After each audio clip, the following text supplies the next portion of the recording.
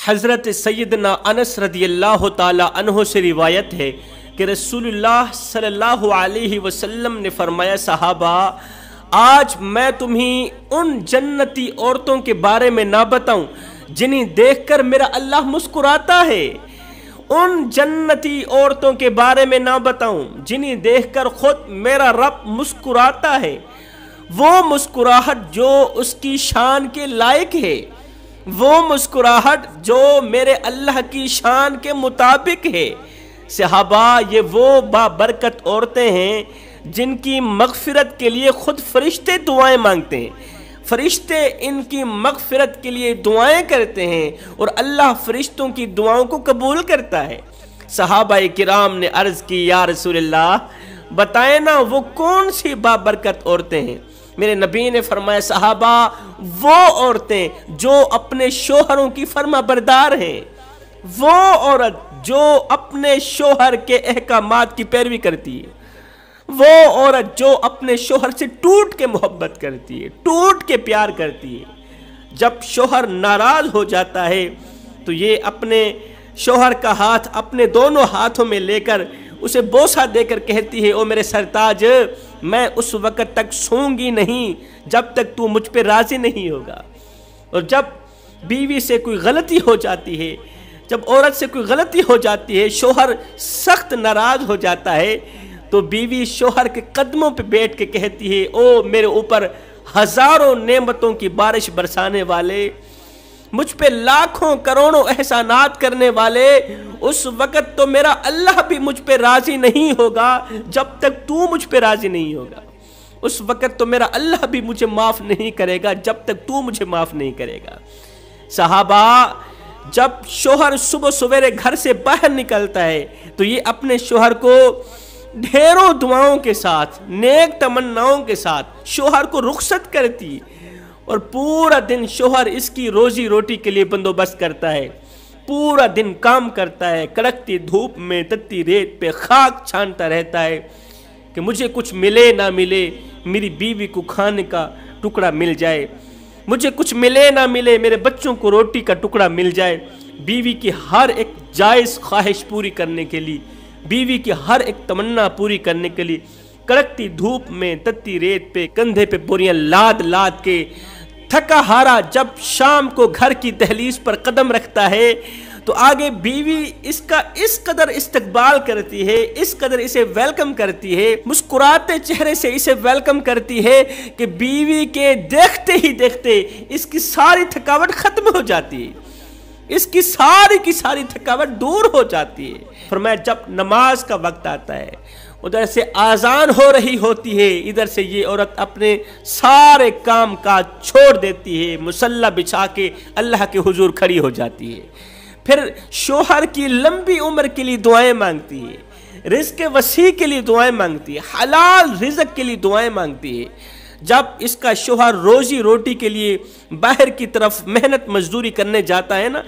تو یہ اپنے شوہر کو کہتی ہے کہ میرے بچوں کے لیے لے کر آنا تو حلال کا لقمہ لے کر آنا، میرے لیے اور میرے بچوں کے لیے اور اپنے لیے حرام کا لقمہ مت لے کے آنا، لے کے آنا تو حلال کا لقمہ لے کے آنا۔ صحابہ یہ وہ عورتیں ہیں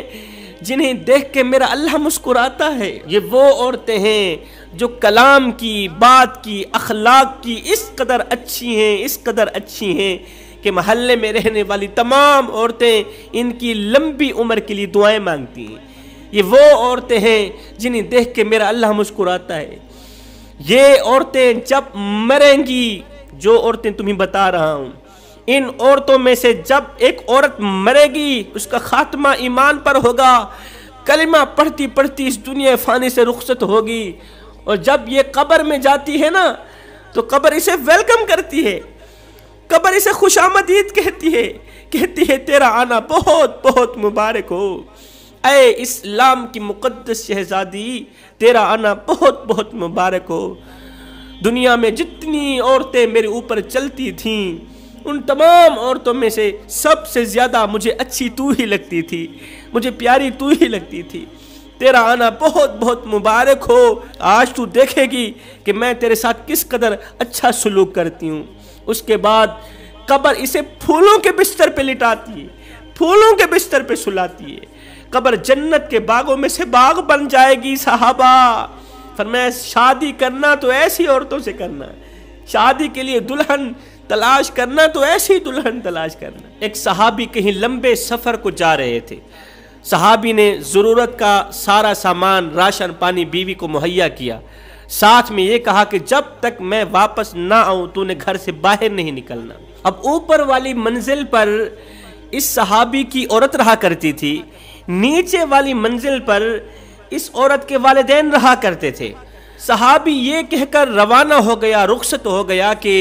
جب تک میں واپس نہ آؤں تو نے گھر سے باہر نہیں نکلنا۔ نیچے والے کمرے پر والدین رہتے ہیں۔ اس عورت کا باپ بیمار ہو گیا، عورت نے میرے نبی کو پیغام بھیجا، یا رسول اللہ میرا باپ بیمار ہو گیا ہے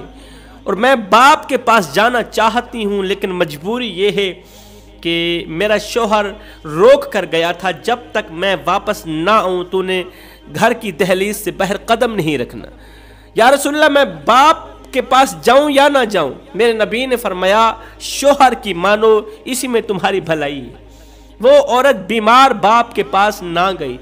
شوہر کے حکم کی پیروی کی، شوہر کے حکم کو سر آنکھوں پر رکھا۔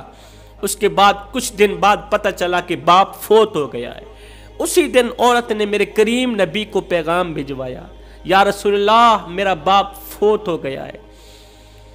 باپ کے جاتے جاتے اس کا چہرہ دیکھنا چاہتی ہوں، لیکن مجبوری یہ ہے کہ میرا شوہر روک کر گیا ہے، آپ کا کیا حکم ہے؟ میرے نبی نے فرمایا شوہر کی مانو، گھر سے باہر مت نکلو، شوہر کے حکم کو سر آنکھوں پر رکھو، اسی میں تمہاری بھلائی ہے۔ وہ عورت باپ کے مرنے پر بھی نہ گئی، اس قدر شوہر کے حکم کی پیروی کی، شوہر کے حکم کو سر آنکھوں پر رکھا۔ باپ کا انتقال ہو گیا، اس کی تدفین کے دوسرے دن بعد میرے کریم نبی نے پیغام بھجوایا، اے عورت تجھے بہت بہت مبارک ہو، اللہ تعالیٰ نے تیری فرما برداری کے صدقے، شوہر کی اطاعت کے صدقے اللہ تعالیٰ نے تیرے باپ کو بخش دیا ہے، اللہ تعالیٰ نے تیرے باپ کو معاف کر دیا ہے، اللہ تعالیٰ نے تیری اطاعت گزاری کے صدقے، شوہر کی فرما برداری کی وجہ سے تیرے باپ کو جنت میں اعلیٰ مقام عطا کیا ہے، تجھے بہت بہت مبارک ہو۔ فرمایا شوہر کے احکامات کی پیروی کرنے والی، شوہر کی فرما برداری کرنے والی یہ وہ عورت ہے جسے دیکھ کے میرا اللہ مسکراتا ہے۔ حضرت سیدنا علی المرتضی شیر خدا کرم اللہ وجہ الکریم آپ لوگوں کو واعظ و نصیحت فرما رہے تھے، خوبصورت زندگی گزارنے کے طور طریقے بتا رہے تھے، اللہ کا پیغام سنا رہے تھے۔ فرمایا لوگو اپنی عورتوں کو کہہ دو کہ شوہروں کے بارے میں یہ سوچ اپنے ذہن سے نکال دو، شوہروں کے بارے میں یہ سوچ اپنے دماغ سے نکال دو، ختم کر دو، نہیں تو تباہ و برباد ہو جاؤ گی۔ شوہروں کے بارے میں یہ سوچ تمہیں ہلاک کر ڈالے گی، تمہیں دنیا و آخرت میں ذلیل و خوار کر دے گی۔ یہ وہ سوچ ہے نہ تو عورت کی نماز قبول ہونے دیتی، یہ وہ گندی سوچ ہے نہ تو عورت کی نماز قبول ہونے دیتی ہے، نہ روزہ قبول ہونے دیتی ہے۔ بڑی بات تو یہ ہے کہ اس کم بخت عورت کی دعا بھی اللہ تعالیٰ قبول نہیں کرتا ہے، اس کے منہ پہ مار کے رکھ دیتا ہے۔ یہ بدقسمت عورت جب چلتی ہے تو مٹی اس پر لعنت کرتی ہے، اڑنے والے پرندے اس پر لعنت کرتے ہیں۔ آخر وہ کون سی سوچ ہے کہ اگر شوہر کے بارے میں یہ سوچ بیوی کے دماغ میں ذہن میں بیٹھ جائے تو بیوی کی کوئی بھی عبادت قبول نہیں ہونے دیتی۔ پوچھا گیا حضرت بتائیں تو صحیح وہ کون سی گندی سوچ ہے، خطرناک سوچ ہے کہ عورت کو دنیا و آخرت میں تباہ و برباد کر کے رکھ دیتی ہے؟ حضرت علی رضی اللہ تعالی عنہ نے فرمایا جو عورت اپنے دماغ میں ذہن میں یہ سوچ رکھتی ہو کہ ابھی میرا شوہر مالدار ہے، میں اس کے پیسے سے عیاشی ماروں، میں اس کے مال سے خوب عیاشی ماروں، اپنی ہر ایک تمنا پوری کروں، اس سے اپنی ہر ایک خواہش پوری کروں، میں اس کا پیسہ ہواؤں میں اڑاؤں، فضاؤں میں اڑاؤں، میں خوب عیاشی ماروں، اور جب اس کے پاس پیسہ ختم ہو جائے گا، جب دولت ختم ہو جائے گی، جب امیری اس کے ہاتھ سے نکل جائے گی، جب یہ غربت کی دلدل میں پھنس جائے گا تو پھر میں کیا کروں گی؟ طلاق لے کر کسی اور مالدار سے شادی کر لوں گی۔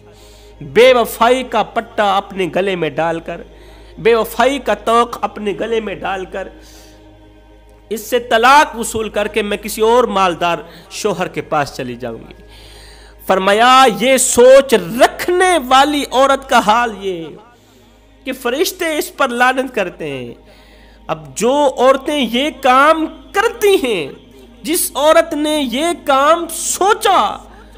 اس پر فرشتے لعنت کر رہے ہیں، اور جس نے یہ کام کیا ہوگا اس کے ساتھ کیسے گزری ہوگی؟